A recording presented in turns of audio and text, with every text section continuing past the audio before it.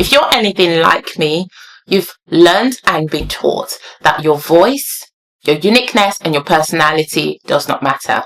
Have you ever found yourself in a situation where there's an argument that's brewing up, and because you want to keep the peace, and because you want to avoid any further arguments that de-escalate or avoid working around on eggshells around certain people, you withhold your own ability to assess or prefer your own needs and desires?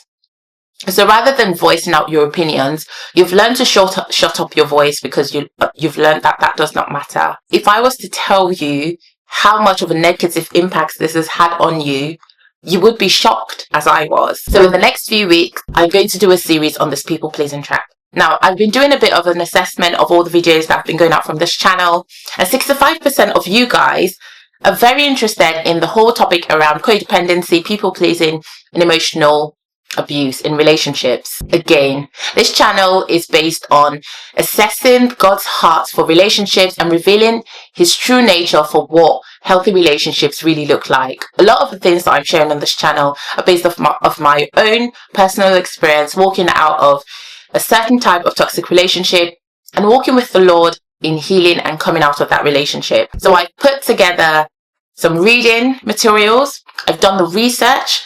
I have backed it up with people's opinions and accounts of things that have happened in the past, and also backing this research up with biblical wisdom so you don't have to do the work. So get your notepads ready, your pens, and some nice tea or like your favorite drink, because we are going to be going into a deep dive in the next few weeks. In this episode, I want to address how people pleasing has become a learned habit for most people, most times out of no fault of their own. I address the roots of people pleasing in codependency, the negative impacts of childhood, and how that has caused a lot of people to learn this habit and this behavior that is really doing them a lot of disservice.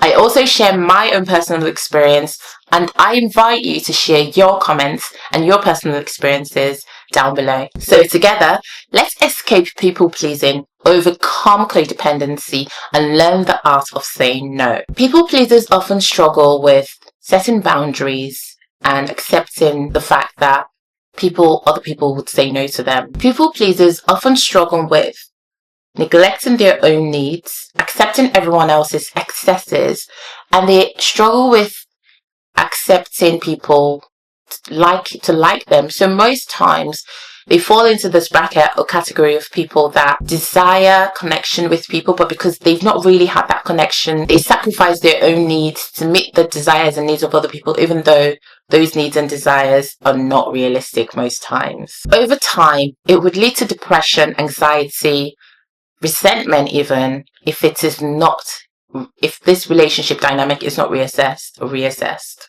This can lead to a cycle of burnout, anxiety, and depression, as most people pleasers try to navigate the boundaries or the fine lines between being kind and then being taken advantage of. Because people pleasers need a greater amount of validation from other people, the fine line to know when this level of validation is healthy and unhealthy has been really blurred, severely blurred. And so a lot of the times, people pleasers tend to lose themselves in these kinds of relationships. So we'll talk about the negative cycle here, where people pleasers seek validation and approvals from other people. They attract people that would actually take their niceness and their kindness for granted. And over time, if care is not taken, people pleasers have this habit of taking on everyone else's needs and accommodating everyone else's needs and blurring the boundary lines to knowing what works for them and what doesn't work for them, which over a long period of time would cause resentment and hurt and just bitterness and hatred, and overall will have an impact on both their mental and physical health. So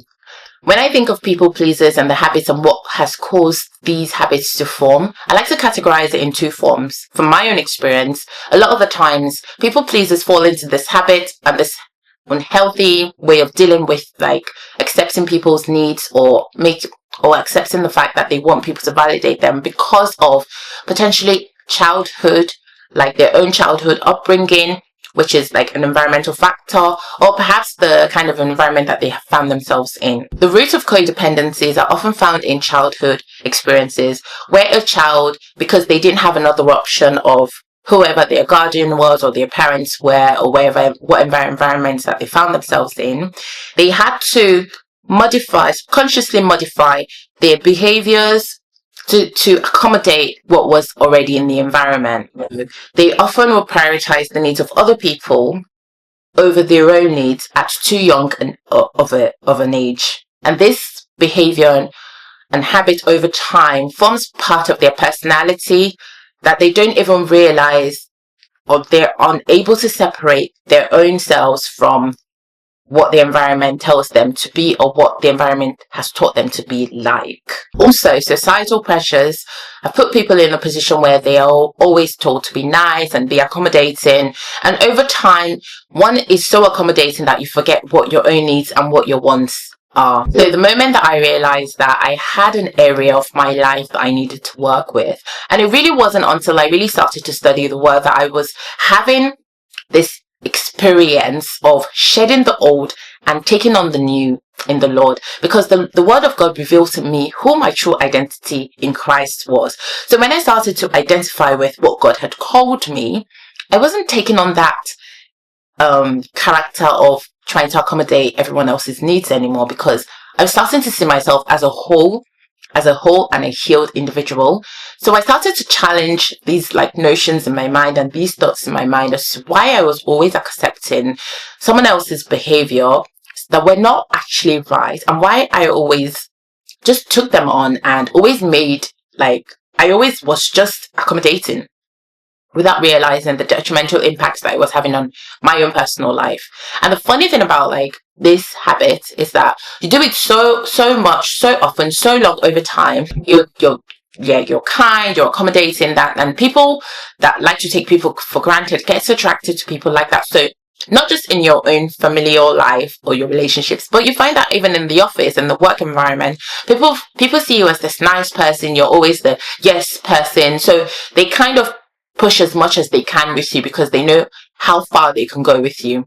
So when I started to understand my tendencies to accommodate things that I really shouldn't even accommodate, that were detrimental to my own well-being, I started to see a change in what I was willing to accept anymore and what I was not going to accept anymore. And a very key important thing to note is the fear of rejection and abandonment is always often a very critical player in people that develop this people pleaser habit.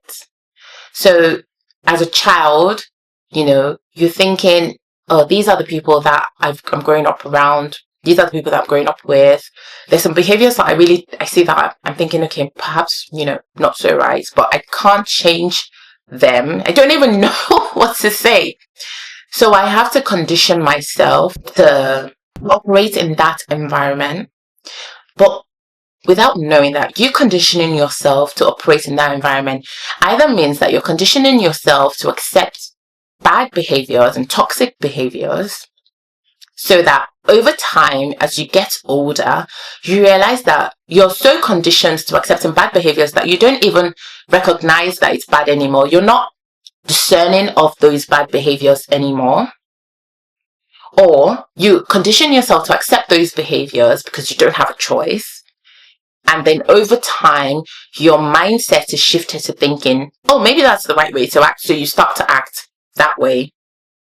So when people fall into this category of having this habit, I always feel sorry for them, because most times it's almost like they didn't know any better, especially from when you were a child, to know that actually this can't be happening, or perhaps it can't be happening. I know it's not right, but I can't change the outcome of events. So I have to change my own person to accommodate that. And you change your own person so much so that it grows up with you into becoming an adult, and you find yourself in a relationship that's very toxic. So I used to be a people pleaser, and it wasn't until I hit rock bottom in my own personal life, and I could see how it was infiltrating into my work environment as well, that I knew I needed a change.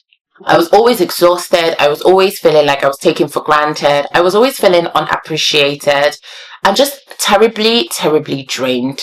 And I knew that I couldn't continue with that behavior. And I knew that I had to set boundaries and learn how to set boundaries and learn how to say no without feeling guilty in order to reclaim my life. Now, if you've been engaging and you've been tracking with me so far in this video, why don't you give us a thumbs up so that anyone else that really needs to hear this kind of a message can pick it up on YouTube as well, and support my channel in growing. I'm really aiming to reach over 500 subscribers by the end of March. Do me such a great and huge favor by supporting this channel and following and subscribing to all of the materials that we have for you. So what ways did I actually start to set boundaries? Well, baby steps. I always think of it as the first area to consider in setting boundaries is learning how to say no. Being someone that always gives people the benefit of a doubt, it's very easy to think, oh, you know, you're being very mean when you're saying no, you're being very horrible or on accommodating, or you're being difficult by saying no, but you are saying no to protect your own space. Now, the Bible says, you know, guard your heart with all due diligence, because out of it comes and flows the issue of life. I was actually studying this verse of scripture the other day, and it wasn't just a case of guard your heart just for the sake of guarding your heart, but the heart and the intent of the heart is revealed in our day-to-day life. So the heart ultimately determines how our life flows. So if we're in a position where we're not gatekeeping our heart, anything and anyone can come in and go as they please. But we have been given that responsibility to make sure that anyone trying to come into our personal space is vetted by us, or anyone that's trying to take anything from us is vetted by us, and we don't just give freely. And even if we're in a case where there's a relationship, you're in a relationship with someone, and this person is misbehaving, it is your responsibility to ensure that their misbehaviors are not affecting who you are or who God has called you to be. So by being a good and diligent gatekeeper, you're ensuring that you're jealously guarding your heart so that it just always remains soft and that you can always hear and receive from the Lord. And one way to really even start to practice guarding your heart is by saying no. So for example, there was a case where I was always being called into like trying to gossip, right? And I'm not someone that always I wouldn't sit and gossip. If you're gossiping about someone, I say that if you can gossip about someone to me, then what are the chances that you won't gossip about me to that person behind my back? So I don't tolerate things like that. So there was a case where this person came and sat me down and tried to speak to me about what this person was going through in their life, and almost in a way they had this mocking tone about the difficulty this other person was facing, and I was very irritated in my spirit by the whole thing, and I thought I have to stop this right now, because I'm not going to be a party to an idle conversation. If you have concerns about this person and you want to raise your concerns about this person, the most respectful thing that you can do is go and speak to them directly. Don't bring me into it as a middleman to water down someone, and then when you see this person, you're like the nicest and the sweetest person. If you're going to be one way, let us know what you're really about. Don't come and be one way in my face and then be another way in someone else's face. So learning to say no was, I'm not going to tolerate this conversation. I'm sorry. If you think that you have an issue with this person, the best thing you can do is go and speak to them directly, and don't bring that to me. I don't want to be a part of that conversation. Because also remember, the Bible says it somewhere. It says that if you are blessed is the man that walks not in the way of the counsel of the wicked, nor sits in the way of sinners, nor stands in the seat of the scoffers, but his delight is in the law of the Lord, and he meditates upon the law day and night. If you constantly sit in the seat of the scornful, it's only a matter of time before you start to be that scornful individual. And also there was somewhere in the Bible where it is written that if you are partaking in a conversation, though you will not be saying anything, your presence of being there is validating that gossip going on. So learn to protect your heart and be as soft as you can in everything. So when I started to learn to say no, my peace returned. I'm able to sleep well at night. I'm not worried that, someone is gossiping about me because I gossiped about this other person. Like, it's too much drama. So I'm realizing that I'm respecting not just my boundaries, but I'm respecting other people's boundaries as well. I also started to learn to communicate my needs and my wants clearly, respectfully, obviously without demanding, but clearly and respectfully. I also started to learn to prioritize my self-care and learning that self-care was not selfish. So one thing that I enjoy doing is exercising.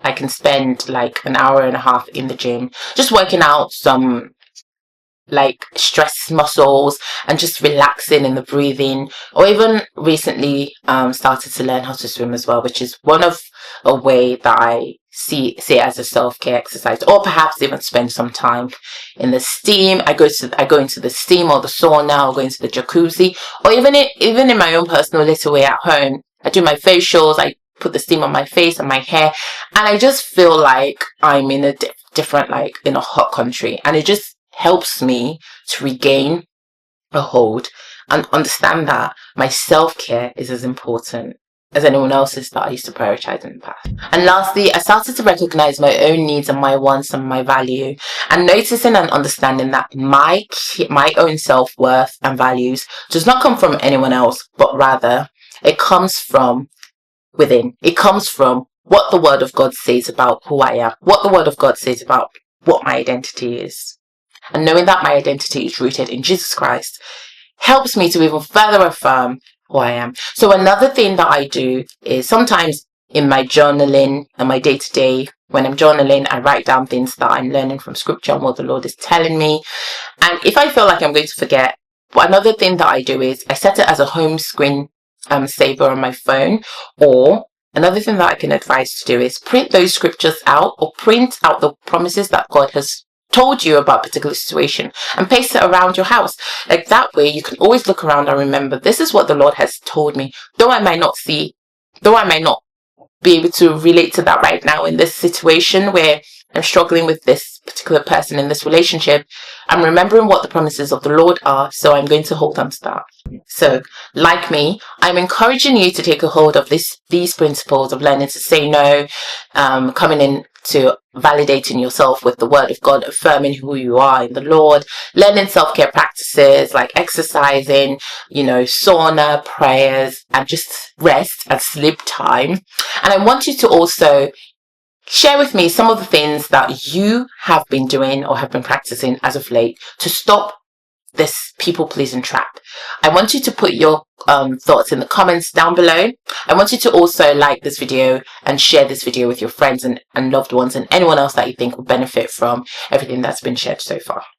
People-pleasing requires you to understand the psychology behind codependency and the psychology behind human behaviors. Now, like I said earlier, I've done all the reading, I've done all the research, I've read all the books that I can possibly read, and I've corroborated it with a lot of the work that people have done.